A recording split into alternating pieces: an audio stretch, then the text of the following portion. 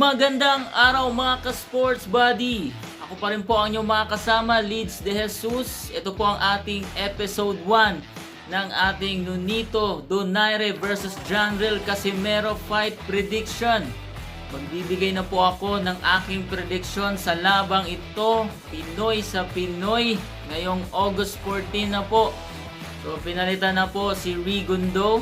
So instead na si Rigundo ang labanan ni Casimero, si Donaire na po ang lalaban kay Casimero sa August 14 para sa unification ng WBC at WBO Bantamweight title. Ayan, so kanina ko lang po nalaman ang balitang ito at talagang nagulat ako. Ito pala ang pasabog na balita ni Casimero at ni Donaire. So parang nabibilisan lang ako, no? Parang nagmamadali etong si Donaire na labanan si Casimero para makuha ang belt. Dahil nga po katatapos lang ng laban ni Donaire noong May 29 at lalaban siya ulit sa August 14. So paano nga ba naikasa ang labang ito sa August 14? Dahil ang inaakala ko talaga ay lalabanan muna ni Donaire si Naoya Inoue sa rematch. At pagkatapos nito ay kanyang lalabanan si Casimero. Pero gusto nang unahin ni Donaire itong si Casimero. Dahil wala namang problema kay Casimero na labanan si Donaire. Walang problema sa MP promotion. So nagkaroon po ng negotiation. So paano nga ba na ikasa ang labang ito? So si Al Haymon po ang may-ari ng PBC promotion ay nakapag-decide na si Donaire na ang labanan ni Casimero instead na si Rigundo, dahil ito daw ay isang legitimate title unification at mas kapanapanabik o mas tatangkilikin ng mga boxing fans kaysa sa Rigundo versus Casimero. Pero nagsabi naman si Al Haymon na pwede pa namang labanan ni Rigundo ang mananalo sa Donaire versus Casimero. Pero undercard po si Rigundo sa labang ito, pero hindi pa alam kung sino ang makakalaban ni Rigundo. So natuloy ang laban. Yan po ang sabi sa boxingscene.com dahil kay Al Haymon. At sabi naman sa philstar.com na natuloy talaga ang laban din dahil nag-offer etong si Cian Gibbons ng MP promotion ng laban kay Donaire. At nagkaroon ng negotiation sa pagitan ng promotion din ni Donaire at kasama ang kanyang asawa ni si Rachel Donaire. At natuloy na nga po ang labang ito, Pinoy sa Pinoy Bantamweight Championship, no? Nakataya ang dalawang belt. So walang problema kay Donaire, lalaban siya. Walang problema kay Casimero, pero sa ilang mga Pinoy ay ayaw talaga ang labang ito. Kahit naman ako, parang ayaw ko muna na matuloy itong Pinoy sa Pinoy dahil mas gusto natin talunin muna ni Donaire si Inoue. Pero yun, naging exciting itong bantamweight division dahil sa pangyayaring ito. So gusto siguro ng PBC na kumita ng mas malaki, kaya si Donaire na lang ang pinili para labanan ni Casimero. Okay, so dito na tayo guys sa ating prediction sa labang ito.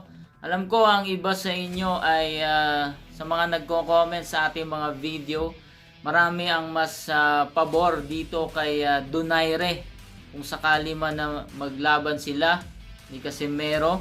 So eto ang aking prediction sa labang ito. So nagbigay na tayo ng prediction sa laban ni Dasmariñas at ni Inoue at talagang nangyari yung ating prediction na malaki ang chance na matalo si Dasmariñas.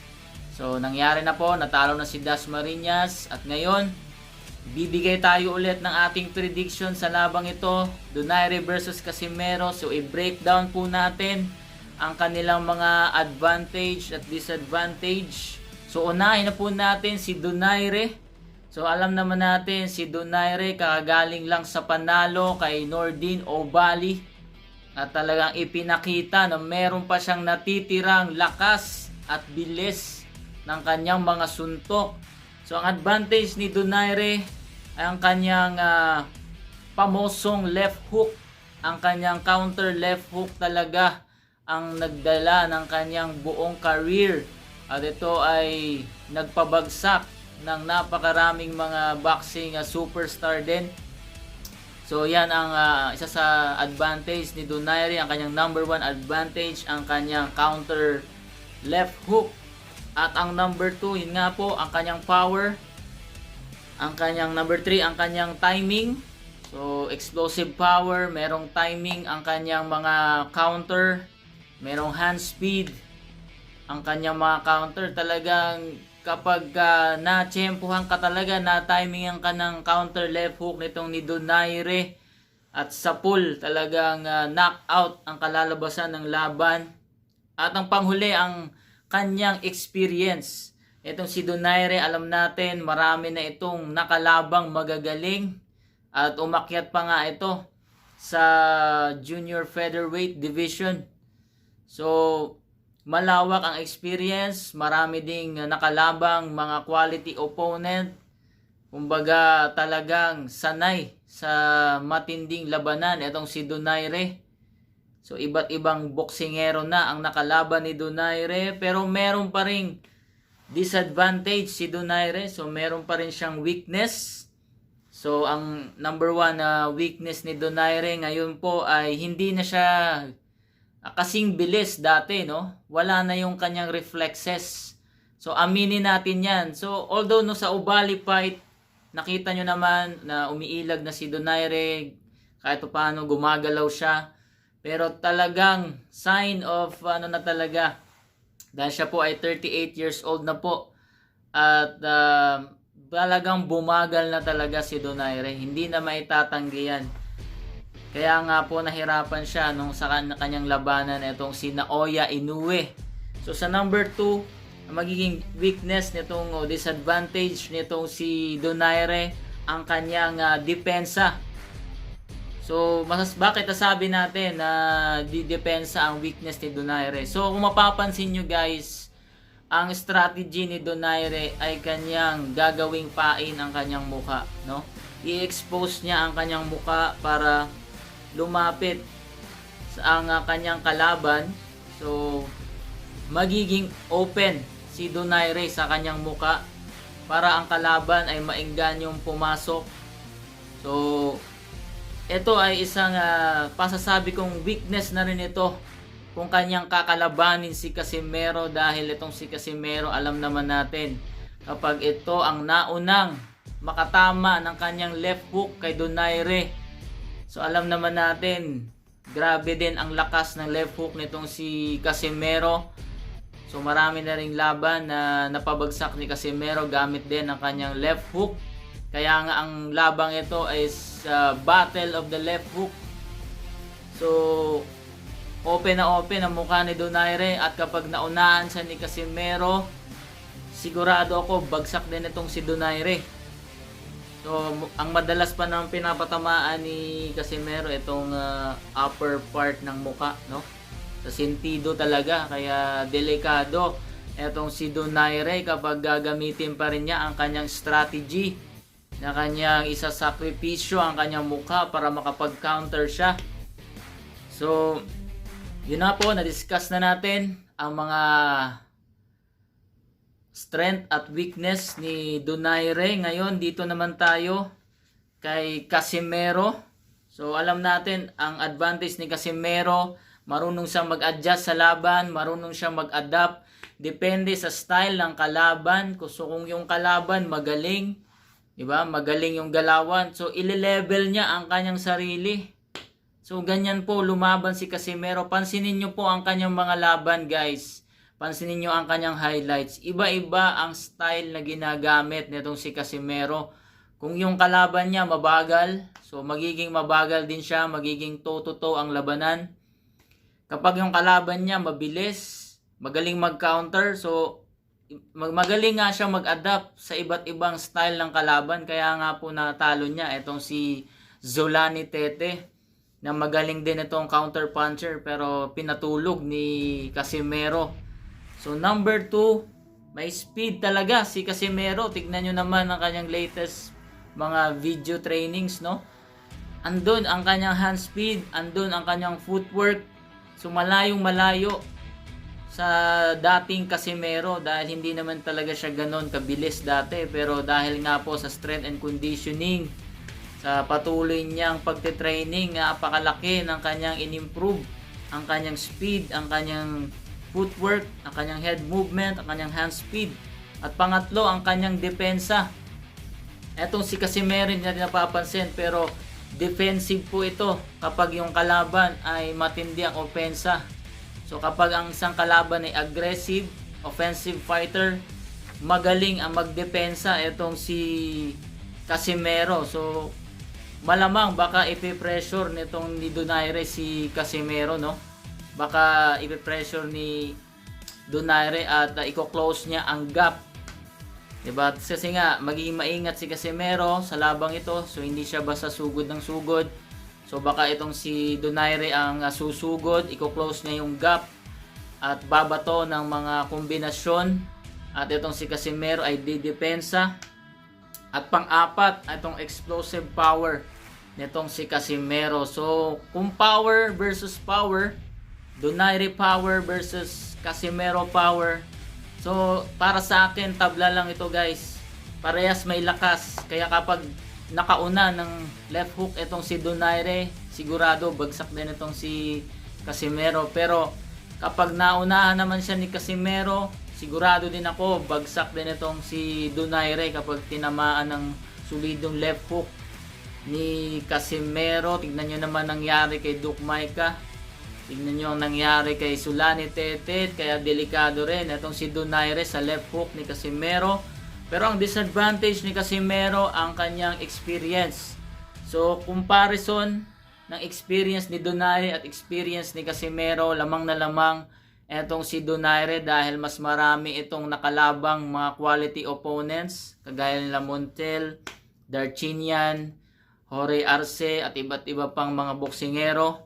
Samantalang si Casimero, bilang lang ang kanyang nakalaban talagang magagaling, si Amnat, si Tete, si Charlie Edwards.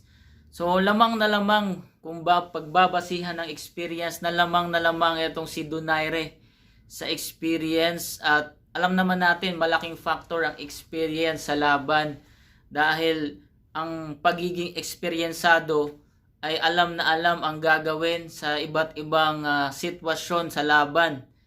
So kapag isang beginner, labanan mo ang isang veterano, so nahihirapan yung beginner na makapag-adjust.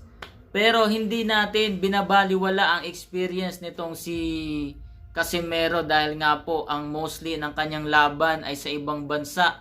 At alam natin mahirap labanan yung mga boxer na nasa kanilang hometown, nasa kanilang home court, 'di ba? Hirap labanan noon, pero pinabagsak nitong si Casimero.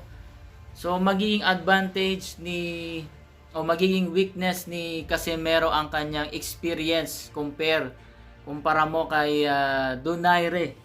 So ano pa ang magiging weakness ni Casimero nakikita ko?